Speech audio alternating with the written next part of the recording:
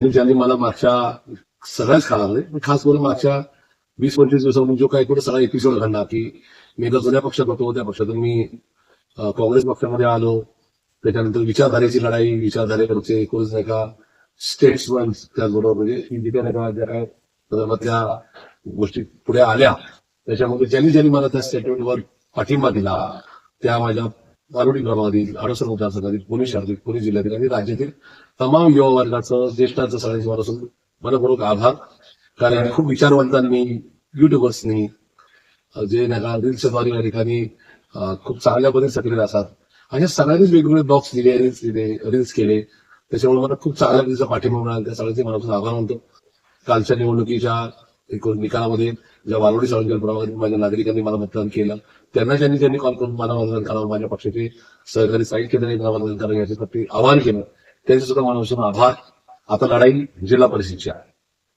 सर्वप्रथम काँग्रेस पक्षश्रेष्ठी अर्थात काँग्रेस पक्षाचे आमचे सन्माननीय राज्याध्यक्ष आणि हर्षवर्धनजी सप्रा यांचा मनापासून आभार मानतो की त्यांनी मला आता पुणे जिल्हा परिषद पंचायत समितीच्या निवडणुकीकरता निरीक्षक म्हणून मला आणि अभय शेखर साहेबांनी ही जबाबदारी दिलेली.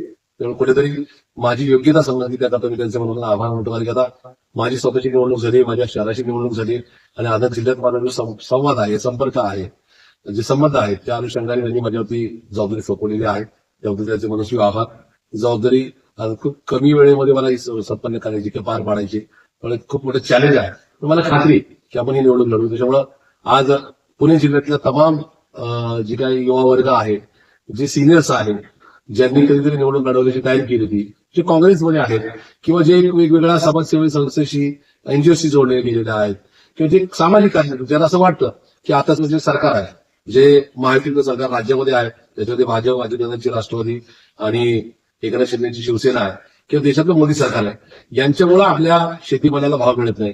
या ठिकाणी यांच्यामुळं आज कुठेही जा व त्या ठिकाणी ट्रॅफिक जामच्या समोर सामोरं जातो. ते लोणी काळपणपासून थेवर फाट्यापासून ते थेट या ठिकाणी इंदापूरपर्यंत जरी हायवे झाला असला तरी अजूनही मध्ये या ठिकाणी सबवे किंवा अंडरपास केलेले नाही, त्या ग्रेड सेव्हन केलेले नाही.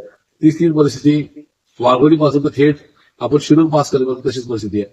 तीच परिस्थिती एकदा तुम्ही मोशी पास केलं की मोशीपासून थेट तुम्हाला नारायणगावपर्यंत आधी ती परिस्थिती दिसते की कुठेही जा, राजगुरू नका थोडंफार ठीक झालं पण कुठे जाती तीच परिस्थिती आहे.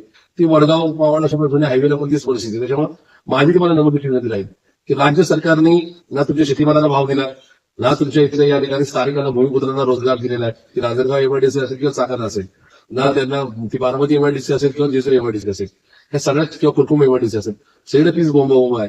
त्याचबरोबर कोयता गँग किंवा मोठ्या मोठ्या भाई लोकांच्या ज्या टोळ्या सक्रिय झाल्या, त्या तुमच्या तालुक्यामध्ये पोहोचल्या, त्या तुमच्या गावामध्ये किंवा त्रास यायला पोहोचल्या, तर त्यांना त्या ठिकाणी त्यांनी आटोक्यात ठेवले. ह्या सगळ्या गोष्टी सोडवली असेल ते यांना आपण नंतर द्यायला हवं. ज्या राज्य सरकारमध्ये, केंद्र सरकारमध्ये बसले, जे खासदार आमदार आज उदो करतायत महायुतीचा आणि नरेंद्र मोदी सरकारचा, या ठिकाणी हात मिळवणी करतात, त्यांना या संदर्भामध्ये आम्ही योग्य ते मतदान करू शकतो, आम्ही या ठिकाणी तुमच्या विरोधात उमेदवार निवडून आणू शकतो, असा एक संदेश पुणे जिल्ह्याला आता या ठिकाणी महायुती सरकारला आणि नरेंद्र मोदी सरकारला द्यावा लागेल. आणि म्हणून या ठिकाणी काँग्रेस पक्षाचा एक निरीक्षक म्हणून मी आपल्याला या ठिकाणी आवाहन करतो, ज्यांना पंचायत समितीची निवडणूक लढवायची, ज्यांना जिल्हा परिषदेची निवडणूक लढवायची, त्यांनी आता माझं लाईव्ह संपलं तर लगेच कॉन्टॅक्ट करायला सुरुवात करावी.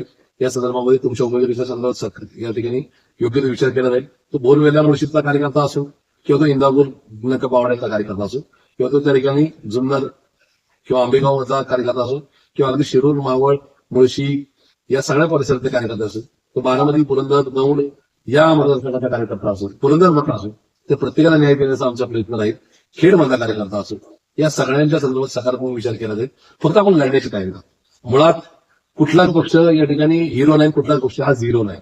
आपण फक्त चांगले नका दामाचे कार्यकर्ते असतील, ती कार्यकर्ते असेल, त्यांची इच्छाशक्ती चांगली असेल, त्याचा संवाद, त्याचा संपर्क चांगला असेल, तर निश्चित लोक या ठिकाणी त्याची गांभीर्याने नोंद घेतात, अचूक नोंद घेऊन त्या ठिकाणी त्यांना संधी देतात. हा माझा तरी अनुभव. त्यांनी मला सांगून आपल्याला ठिकाणी सांगायचंय, ज्यांच्यावर त्या ठिकाणी अन्याय होत, काही दोन पक्ष वेगळे लढण्यावरती आता ते एकत्रित लढतायत, त्यामुळे ज्या इच्छुकांवर अन्याय होणार त्यांनी गप्प बसण्याची भूमिका घेऊन, ज्या भाजपच्या नका कार्यकर्त्यांनी त्यांची तळी नका उचलून धरली असेल, त्यांच्यावर आज अन्याय होते, त्यांनी या ठिकाणी गप्प बसू नये. काँग्रेसचा तर माझा हाडाचा कार्यकर्ता, मूळ कार्यकर्ता, या ठिकाणी त्यांना संधी निश्चित दिली जाईल. पण माझी तुम्हाला नम्रतेची विनंती राहील की या ठिकाणी नेते आपापल्या पद्धतीने त्या ठिकाणी कॉम्प्रोमाइज करत असाल, ती केंद्रातलं असेल किंवा राज्यातलं असेल किंवा जिल्हा स्तरावर असेल, तर ते होत असताना आपण मात्र या ठिकाणी हाडाची काढा केलेली असतात. आपण या ठिकाणी खूप कष्ट घेतलेले असतात, आपल्या कुटुंबाकडे आपल्या व्यवसायाकडे दुर्लक्ष केलेलं असतं. मग या ठिकाणी ज्या लढाईची वेळ आहे, त्यावेळेस काय मात्र आपण काय गप्प बसायचं ती सुद्धा भूमिका. त्याच्यामुळे तुम्ही पाहिलं असेल की 25 डिसेंबर 24 डिसेंबरपर्यंत मी एका पक्षामध्ये होतो, तब्बल 24.5 वर्ष होतो. 25 डिसेंबरला राजीनामा दिला, 24ला प्रचार दिला, 25ला त्या संदर्भात पुढे गेलो, 26ला काँग्रेस पक्षाने मला स्वीकारलं, काँग्रेस पक्षाने माझ्या विश्वास ठेवला. मी तुम्हाला सांगू शकेन आणि अगदी ताकदीने किंवा आत्मविश्वासाने किंवा अगदी नम्रतापूर्वक सांगू शकेन, काँग्रेस पक्षाने खूप प्रेशर असून सुद्धा मला स्वीकारलं. त्याच्यानंतर काँग्रेसच्या राज्य आणि केंद्रीय नेतृत्वाचा मनातून आभार. ते होत असताना ज्यावेळेस तिकीट वाटपाला बसलो त्यावेळेस मला जो ऍक्सेस होता की मी एका पक्षात आलो 3 दिवसापूर्वी, म्हणजे एका पक्षातून दुसऱ्या पक्षात आलो 3 दिवसापूर्वी.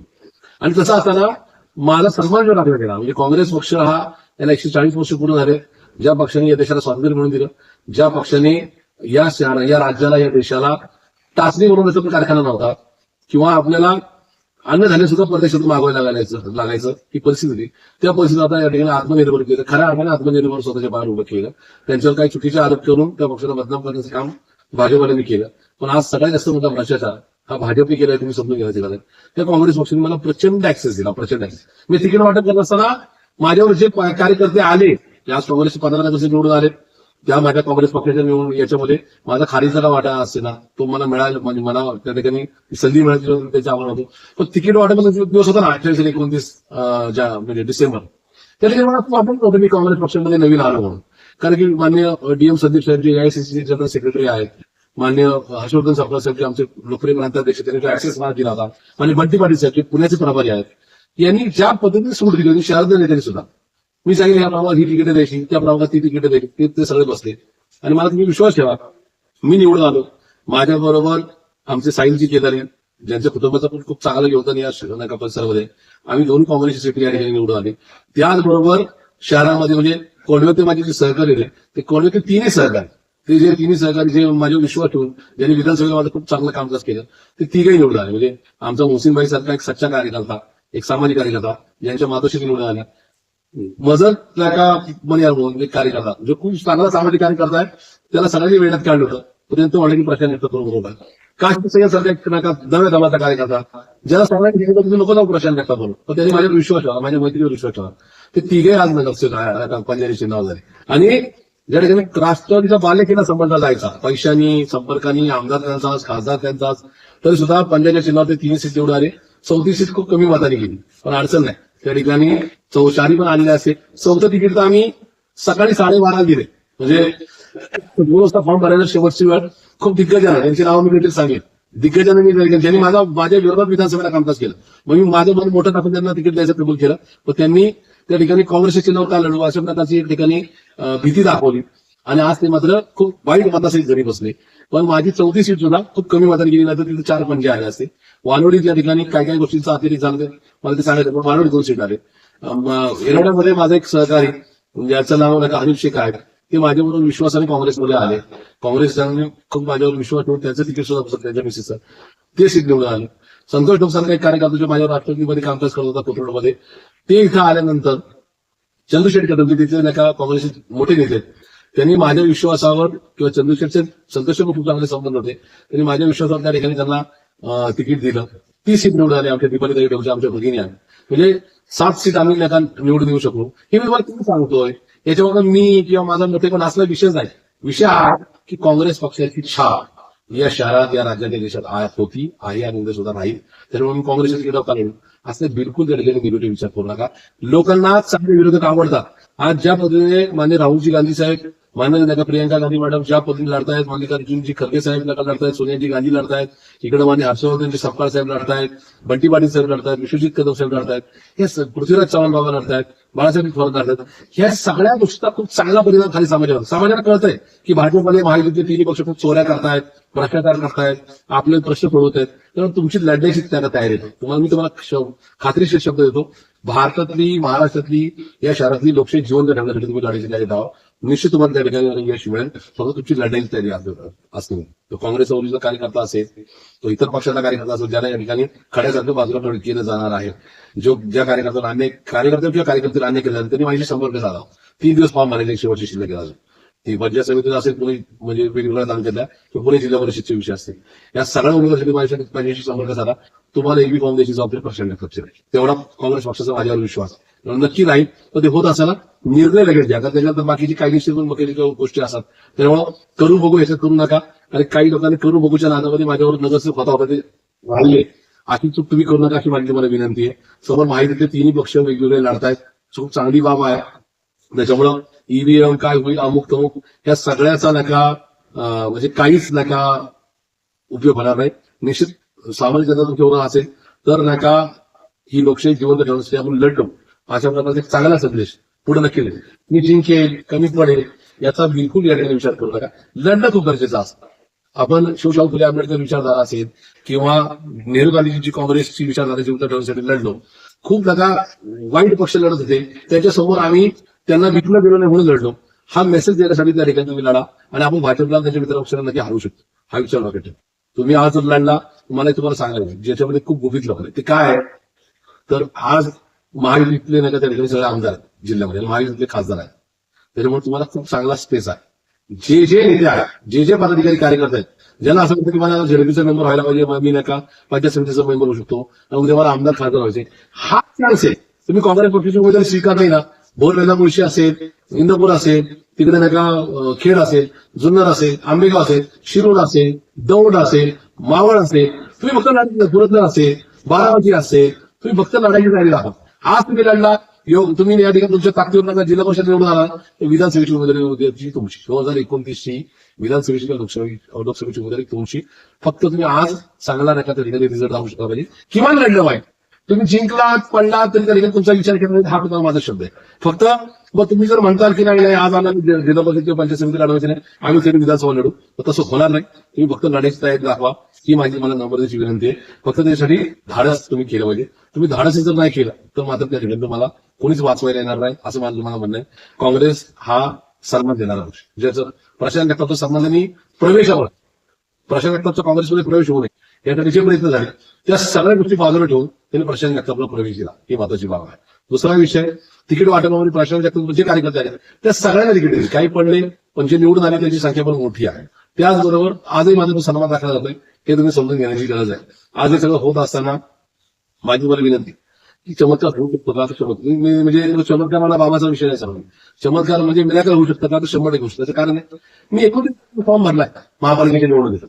29चा दिवस गेला, 30, 31 एक तारखेला मी प्रचार चालू केलाय आणि 15 माझं मतदान झालं. कोणी पक्षाचा जुना असला तर प्रशांत जगतापसाठी पंचायत चिन्ह नेहमी होतं. काँग्रेसच्या पंचायत चिन्ह असेल प्रशांत जगतापला लोकांनी स्वीकारलंय ना. तर तुम्ही समजून घेण्याची गरज आहे की तुम्ही लढा तुम्ही सुद्धा जिंकू शकता. फक्त तुमची लढण्याची तयारी असते. आणि मला एक सांगायचं लोकांना सगळ्यांनी की निवडणूक लढण्यासाठी पैसे असतेच पाहिजे अशा काय भाग आहे. तुम्हाला आम्ही तिकीट दिलं, पत्र छापण्यापुरतं तुमच्याकडे पैसे असतील, ते पत्र लोकांच्या घरोघरी पोहोचण्यापुरतं पैसे असतील. तुमचा सोशल प्लॅटफॉर्म जो आहे त्याच्यावर इंस्टाग्राम असेल, व्हॉट्सअप असेल, फेसबुक असेल किंवा ट्विटर असेल, याच्यावर आम्ही तुम्हाला जो कंटेंट देऊ तो पळवा. तुमचा आक्रमक प्रचार हा सोशल प्लॅटफॉर्मवर होईल. ते होत असताना मला तुम्हाला एवढं सांगायचं लढलात ना एक तर जिंकता किंवा पडा.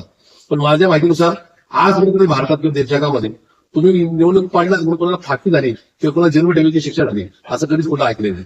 काय हे फार फार लढला जिंकला तुमच्या नात्या या ठिकाणी आनंदाला कुठं सीमा राहणार आहे. आणि जर पडला तर त्या ठिकाणी पुढच्या निवडणुकीत येईल आणि पुढच्या पिढ्या लक्षात ठेवतील. एक वाईट काळ होता, त्यास भाजपने मित्रांना विकत घेतला होता, पैशाने मतदार विकत घ्यायचा प्रयत्न केला होता. पण आमचा कार्यकर्ता, आमचा सहकारी, आमचा मित्र, आमच्या कुटुंबाचा सदस्य हा लढला किंवा ती त्यांना ती कार्यकर्ते ती लढली आणि या ठिकाणी धाडसाने समाजाच्या समोर गेली. हे सगळं दाखवण्याकरता तुम्ही प्लीज लढा, ही माझी मला कळतोयची आणि नंबरची विनंती. आणि जाता तुम्हाला एवढं सांगेल आणि श्रीकांत चव्हाण पाटील असतील जे काँग्रेसचे पक्ष या ठिकाणी जिल्ह्याचे अध्यक्ष आहेत, म्हणजे अभय पाटील साहेब जे असतील जे माझ्यावर या जिल्ह्याला निरीक्षक म्हणून नेमले गेले, जे काँग्रेसचे शहराचे माजी अध्यक्ष आहेत. आम्ही तिघे या ठिकाणी जबाबदारी पार पाडणार आहोत. प्रशांत जगताप जे ह्या राज्याला माहिती असणारं नाव आहे किंवा या जिल्ह्याला या शहराला माहिती असणार नाही. प्रशांत जगताप तुम्हाला शब्द देतो की जिल्ह्याला प्रचंड वेळ घेईल, पूर्ण वेळ घेईल. फक्त तुम्ही आवाज द्या. म्हणजे आता माझं लाईव्ह झाल्यानंतर काही लोक मला भेटायला आले. आज 7:30 नंतर तुम्ही मला सध्या कधी पण माझा 24 तास फोन चालू असतो. फक्त आता तिकीट द्या. तर सगळ्यांनी माझ्याशी संपर्क साधा. मी तुमच्या बरोबर 24/7 या ठिकाणी संपर्कात राहील. तुमच्या प्रचाराची जिथे शक्य तिथं मी नक्की. फक्त तुम्ही लढण्याची तयारी दाखवा, एवढी सुद्धा माझी तुम्हाला लढण्याची विनंती. खात्री देतो की जे पंचायत समितीची आणि जिल्हा परिषद निवडणूक लढतील त्यातले बहुसंख्य निवडून पण येईल. आणि उद्या निवडून आला पडला तर तुमचा विधानसभेला मात्र नक्की विचार होईल. त्यासाठी तुम्ही प्लीज मोठ्या ताकदीने बरोबर या, ही एवढीच विनंती करतो. काँग्रेस पक्ष 2029ला राज्यात आणि देशात कमबॅक करणार आहे. काँग्रेसच मुख्यमंत्री असेल, काँग्रेसच पंतप्रधान असेल, याच्यावर विश्वास ठेवा. मोदींची लोकप्रियता घसरते, भाजपच्या भ्रष्टाचार समोर येतोय, भाजपने या महाराष्ट्राने या देशाला बुद्धू बनवलेलं समोर येत आहे. त्याच्यामुळे एक उद्रेक आहे. तर ज्यांची काय गुण आहे ही ईश्वराला माझी प्रार्थना आहे. पण बेरोजगार युवक, बेरोजगार युवती ही रस्त्यावर उतरणार आहे. भ्रष्टाचार त्यांच्या प्रॉपर्टीला बघून लोक ती उद्या श्रीलंका किंवा नेपाळसारखी घरं पेटून देणार नाही. अशा प्रकारचं चित्र जर दिसलं तर त्या ठिकाणी ऍक्सिडेंट घेण्याचं कारण नाही. तसं त्या पिढीने त्याचं त्या लोकांनी करू नये ही पण माझी लोकांना त्या सगळ्या लोकांना विनंती राहते. पण त्याच्यासाठी फक्त तुमचा रस्त्यावर येणं गरजेचं आहे. तुम्ही सिस्टीम मध्ये असला ते येणं भ्रष्टाचार करणार नाही. जिल्हा परिषद तुमच्या ताब्यात असेल, जिल्हा परिषदमध्ये आणि पंचायत समितीमध्ये काहीच नका सेंटिंग होईना, विरोधी पक्षाचा सदस्य जर असला तर भ्रष्टाचार होणार नाही. याच्यासाठी ही प्रॉपर्टी, ही मिळकत, हे त्याचं बजेट हे तुमच्या टॅक्स मधलं आहे. त्यामुळे ते वाचवण्यासाठी लोकांचे कामं मार्गी लावण्यात आता गुंडगिरी, ट्रॅफिक, सगळं शेतीमालाला मिळणारा भाव या सगळ्याच विरोधामध्ये निवडणूक लढवण्यासाठी या ठिकाणी रस्त्यावर या, मैदानावर या, हीच नंबर विनंती करतो. येणारा काळ तुम्हाला तुमच्या पुढच्या पिढ्यांना विसरणार नाही.